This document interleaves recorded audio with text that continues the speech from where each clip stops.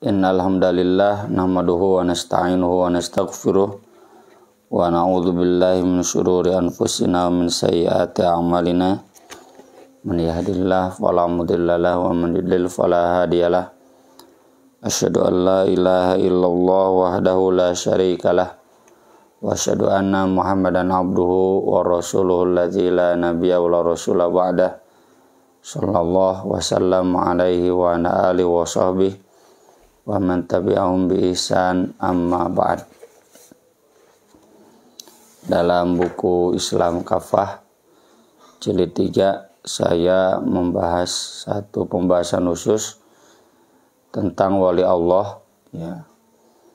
Wali Allah yaitu kekasih Allah, seseorang yang sangat dicintai oleh Allah.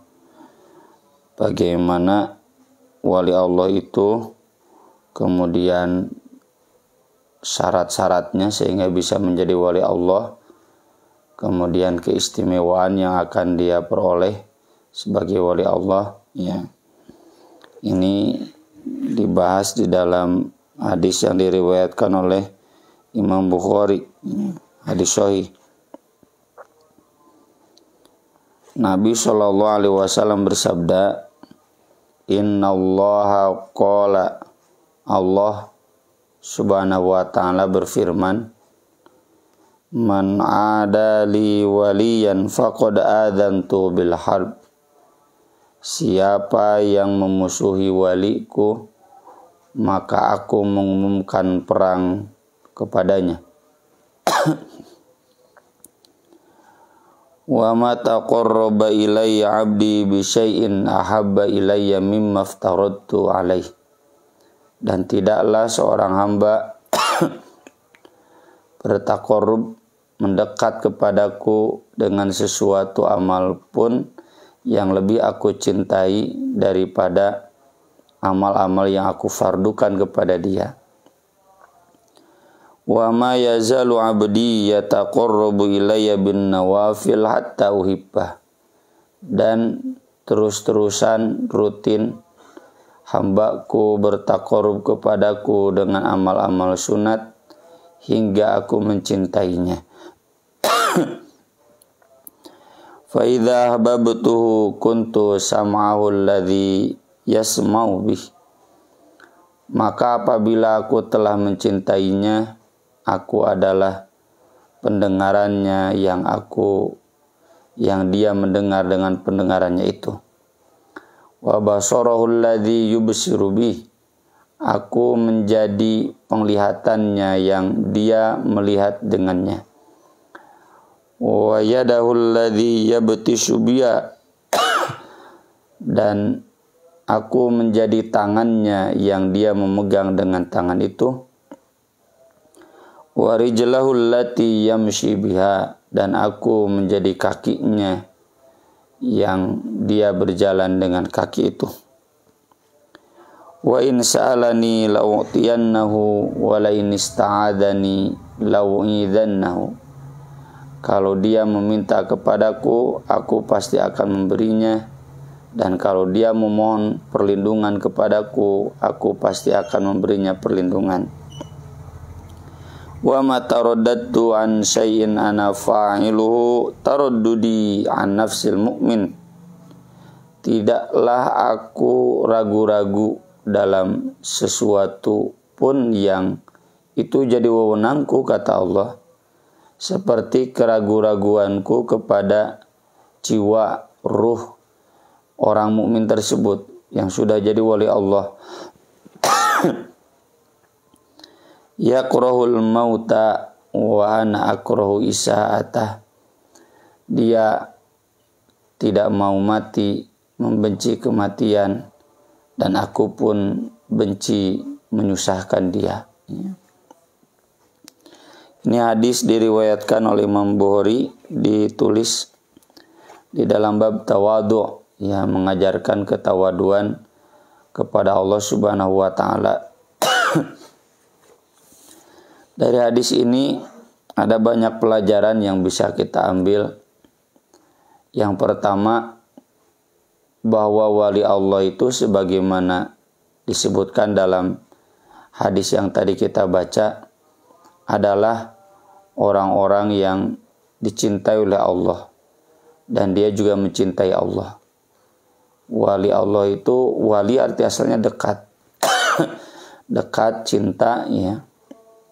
Dalam konteks hubungan kemanusiaan, wali itu bisa sejajar, ya, bisa lebih atas, bisa lebih bawah. Kalau sejajar berarti seseorang yang sangat dicintai, baik itu teman, ya, atau istri, suami, itu wali, ya, yang sangat dipercaya. Kalau atasan berarti pemimpin atau tokoh atau mungkin majikan yang dia sangat loyal kepadanya. Berarti dia telah menjadikan tokoh tersebut sebagai wali. Kalau ke bawah berarti dia adalah bawahan, karyawan, staf, ya, yang sangat dia cintai, yang sangat loyal kepadanya. Itu artinya dia telah menjadikan bawahannya itu sebagai wali.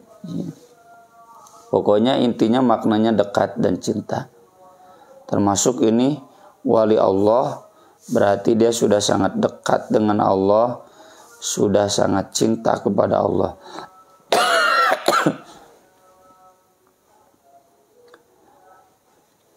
Dan di sini Allah menyebutkan seseorang yang dicintai oleh Allah itu ada dua jalannya.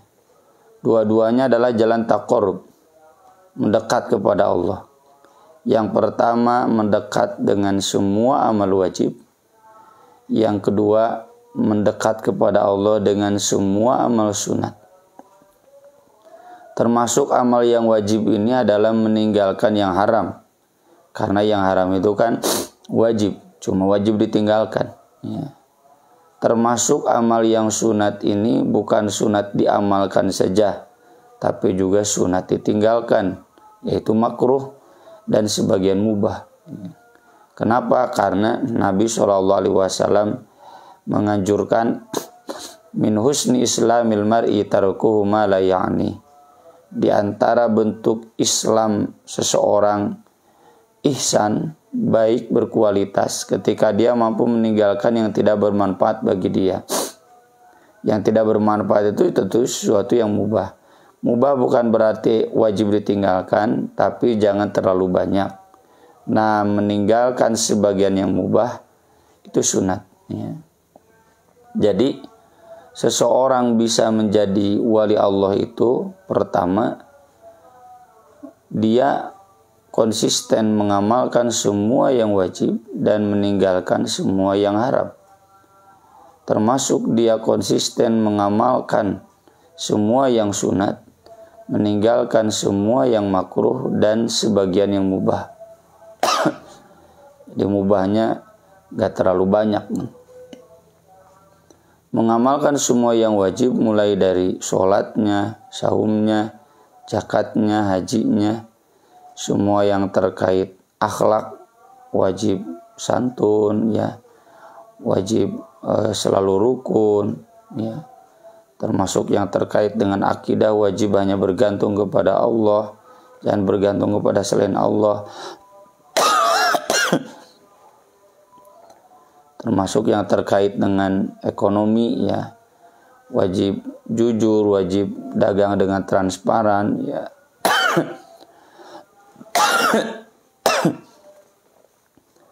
Kemudian di antaranya juga meninggalkan yang haram. Apa yang haram dalam sholat, apa yang haram dalam harta, apa yang haram dalam saum, haram dalam haji, haram dalam bertutur kata, dalam pergaulan, ya, haram dalam dunia perdagangan, dalam dunia ekonomi. Nah, ini semua harus ditinggalkan. Kemudian yang sunat, amal-amal sunat dalam sholat, zakat, ya, sodakohnya, saum sunat, umroh, ya, umroh yang sunat. Kemudian kalau haji saya nggak anjurkan haji yang sunat karena Nabi pun nggak pernah mengamalkan, ya. Tidak diprioritaskan, silakan, cuma tidak diprioritaskan. Kemudian bertutur kata yang santun, ya, kemudian hal-hal yang sunat lainnya, ya, dalam hal berbagi, dalam hal menyenangkan semua orang, ya, selalu tersenyum ketika bertemu dan sebagainya. Termasuk meninggalkan yang makruh, ya, kata-kata yang kasar, ya, kemudian makanan-makanan yang makruh, minuman-minuman yang makruh, ya, perbuatan yang tidak dianjurkan, misalkan minum sambil berdiri, makan sambil berdiri, kemudian tidur sambil tengkurap, ya, dan hal-hal lainnya yang dimakruhkan, termasuk diantaranya meninggalkan sebagian yang mubah. Sebagian yang mubah, contoh tidak terlalu banyak menonton televisi, menonton YouTube, mancing, ya, hiburan dan sebagainya. Itu memang semuanya mubah, tapi kalau terlalu banyak ini bisa jadi makruh, dibenci, karena jadi tidak baik Islamnya. Dia terlalu fokus pada hal-hal yang mubah, sementara yang sunat diabaikan, ya. Tenaganya terlalu capek dipakai buat bersepeda, tapi kalau buat tahajud tidak kuat. Nah, ini beratnya. Kenapa untuk bersepeda lama kuat, sementara untuk sholat malam tidak kuat? Kenapa untuk mancing berjam-jam siap, untuk hadir pengajian nundutan? Nah, ini akibat orang terlalu fokus pada yang mubah. Nah, inilah jalan untuk menuju yang seseorang menjadi wali Allah. Tidak perlu jalan-jalan lain yang tidak disyariatkan, ya. Hal-hal yang bid'ah, apalagi yang klinik, yang syirik, ya. Jadi di sebagian masyarakat kita kan diyakini bahwa wali Allah itu seseorang bisa terbang yang kuat, dipukul bedog, ya, pukul pedang, ya, orang yang mampu berjalan cepat, ya, orang yang tahu hal-hal yang goib, dan itu semuanya ditempuh dengan wirid-wirid khusus, saum-saum khusus, ya. Itu bukan seperti itu wali Allah itu. Wali Allah itu tetap manusia biasa yang dia mengamalkan amal-amal wajib dan sunat. Para ulama memberikan catatannya, kenapa jatuhnya cinta Allah itu pada amal yang sunat. Karena kalau orang mengamalkan yang wajib, meninggalkan yang haram, itu motifnya pasti takut. Tapi kalau orang sudah mengamalkan yang sunat, itu motifnya pasti cinta. Dia nggak mengamalkan pun tidak dosa. Jadi nggak ada motif takut, tapi dia betul-betul mengamalkan amal sunat, meninggalkan yang makruh itu karena betul-betul cinta kepada Allah. Oleh karena itu, titik tekan kecintaan Allah ada pada amal-amal sunat, meninggalkan yang makruh dan sebagian yang mubah. Kemudian di sini Allah Subhanahu wa taala, ya, di hadis qudsi ini menyatakan bahwa keistimewaan wali Allah itu bahwa siapa yang memusuhinya pasti Allah sendiri yang akan mengajak dia perang. Tentu bukan perang dalam artian dohir, ya. Maksudnya wali Allah itu akan selalu dibela oleh Allah, akan selalu dimenangkan, karena ketika Allah perang gak mungkin kalah. Siapa yang berani memusuhi wali Allah, maka dia yang binasa.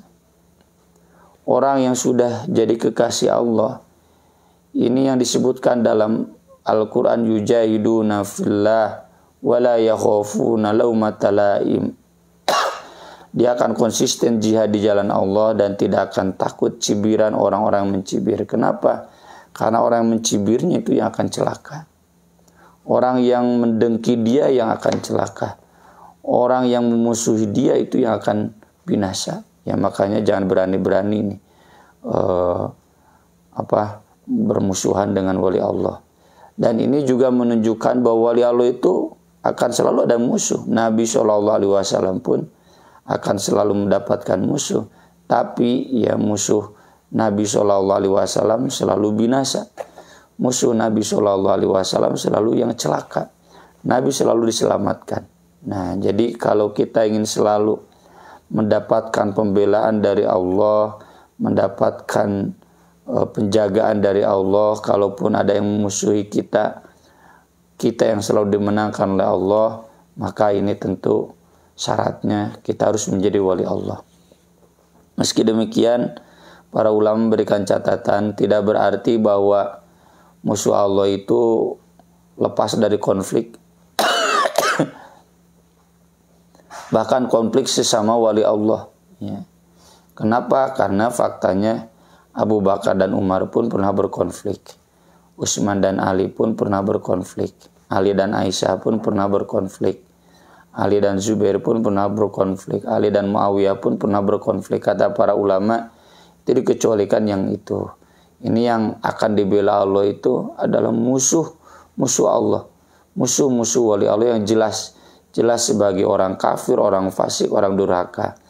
Kalau ada konflik di antara sesama wali Allah, yaitu karena perbedaan ijtihad, kembali ke dalil umum, fa'aslihu dzata bainikum. Tidak perlu dengan lebay ya, mendoakan, misalkan Ali mendoakan kebinasaan Aisyah. Ya nggak bisa, karena Aisyah juga wali Allah. Abu Bakar misalkan mendoakan kebinasaan Umar bin Khattab, mustahil ya, dan nggak boleh. Karena sesama wali Allah itu harus saling mencintai. Gak mungkin seseorang yang sudah cinta dengan Allah kemudian dia tidak mencintai orang yang juga dicintai oleh Allah. Ya.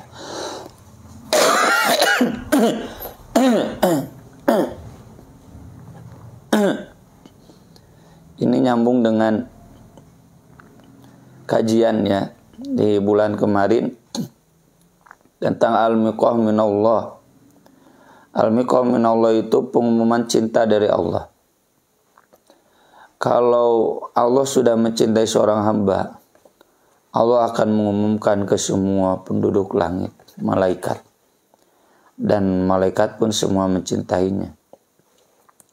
Ketika malaikat semua mencintainya, maka otomatis cinta itu diturunkan ke penduduk bumi dan kemudian muncul dalam al-qabul. Al-qabul itu penerimaan dari penduduk bumi kepada seseorang yang sudah dicintai oleh Allah.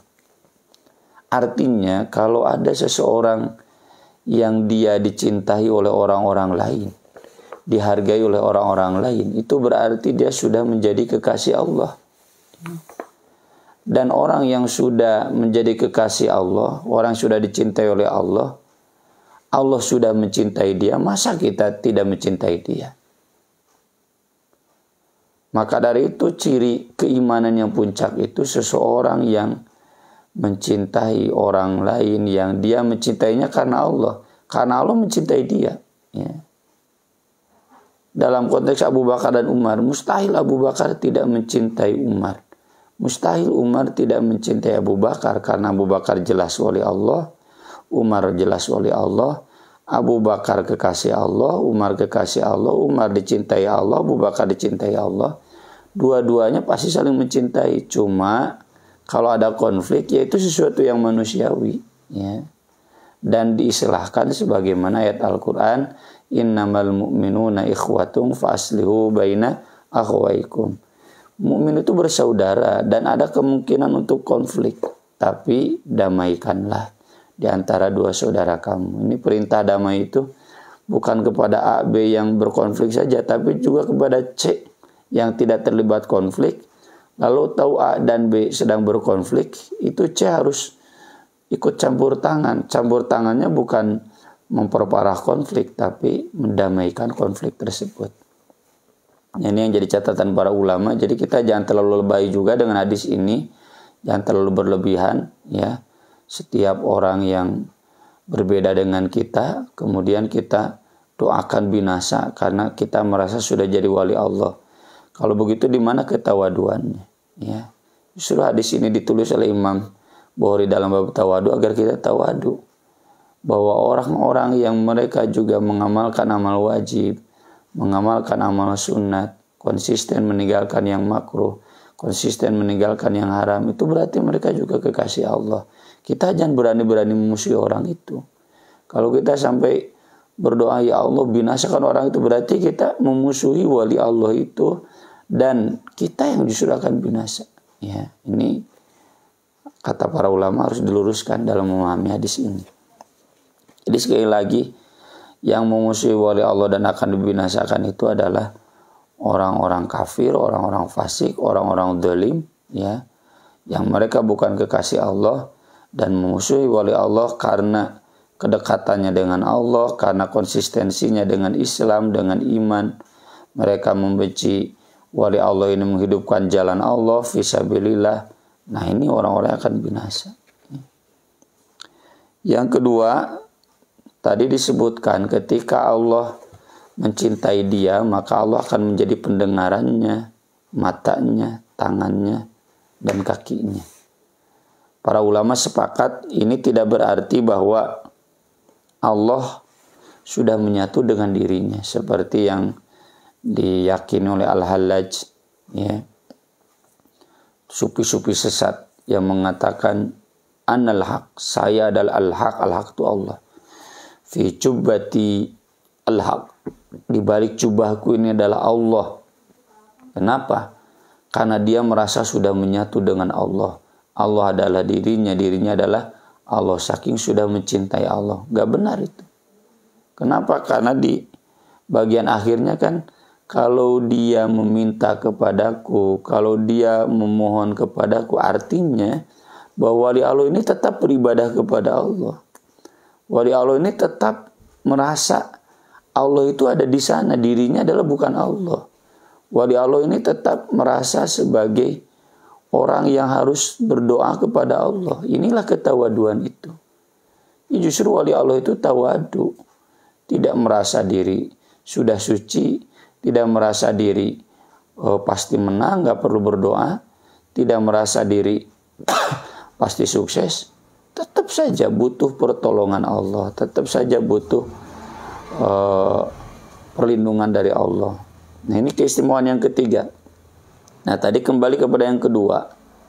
Kalau begitu, apa yang dimaksud bahwa Allah menjadi pendengaran, penglihatan, tangan dan kaki dia?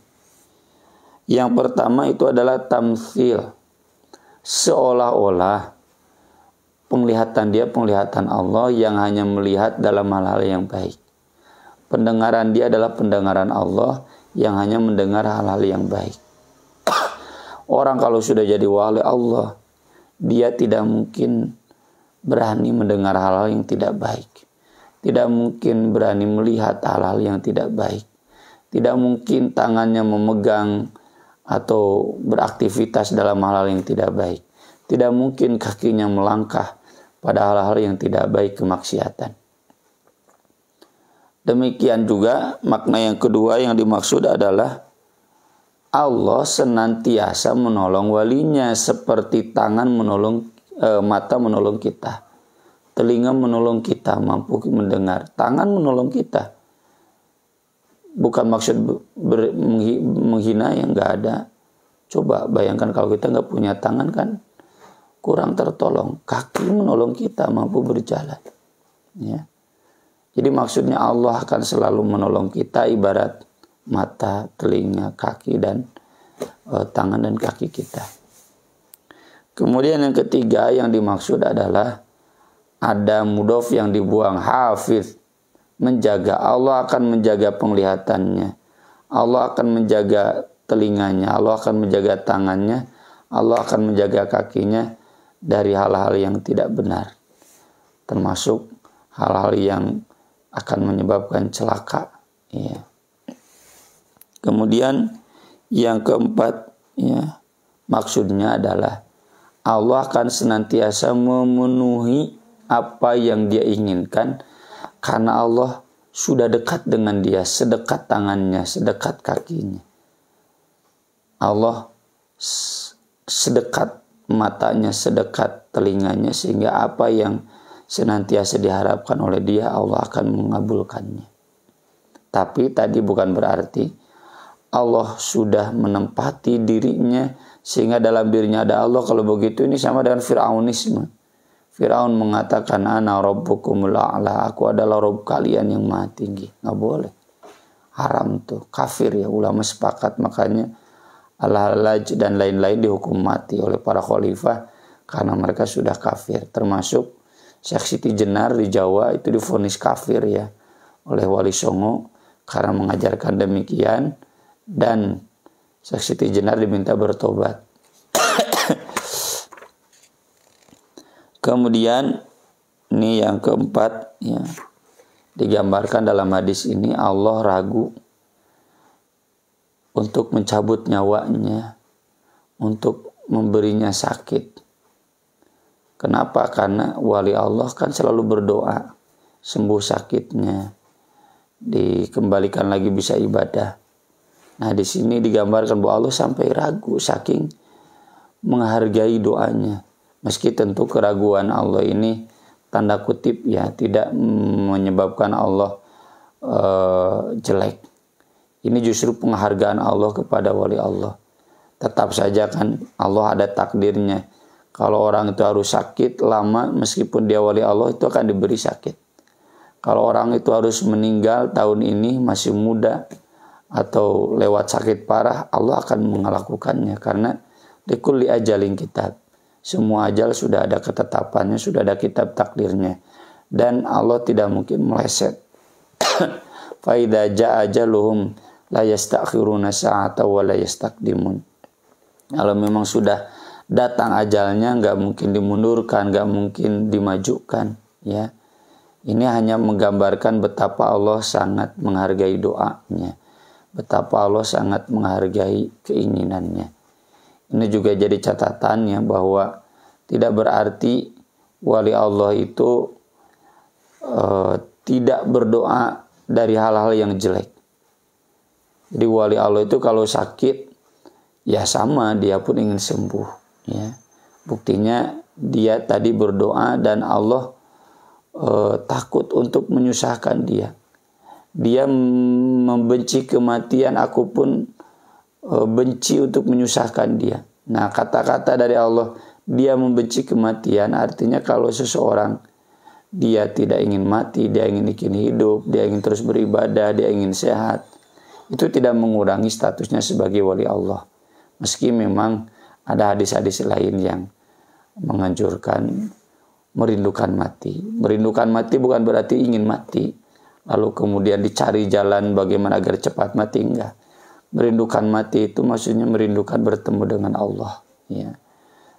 Tapi kalau seseorang tidak ingin mati, tidak mau sakit, yaitu tidak berarti dia menolak takdir Allah. Dia tetap sah sebagai wali Allah, dan Allah pun akan menghargai permohonan dia. Kalau belum ajalnya pasti akan dipenuhi. Tapi kalau sudah sampai ajalnya, maka orang ini akan ditutup dengan ajalnya. Demikianlah ya wali Allah, betapa istimewanya, dan jauh sekali dari gambaran wali Allah yang banyak beredar di masyarakat sebagai orang sakti. Tidak, ya, wali Allah tetap tawadu, tetap berdoa, tetap memohon, tetap mengamalkan kebaikan, tetap mengamalkan yang wajib, meninggalkan yang sunat, ya. Karena konon katanya wali Allah itu nggak usah Jumatan, wali Allah itu nggak usah mengamalkan sholat, karena sudah sampai pada derajat Allah. Jadi nggak lagi mengamalkan amal-amal untuk orang awam, itu bohong, dusta, ya. Wali Allah itu adalah justru orang-orang yang konsisten, mengamalkan yang wajib, meninggalkan yang haram, mengamalkan yang sunat, meninggalkan yang makruh, dan sebagian yang mubah. Sekian, mudah-mudahan bermanfaat.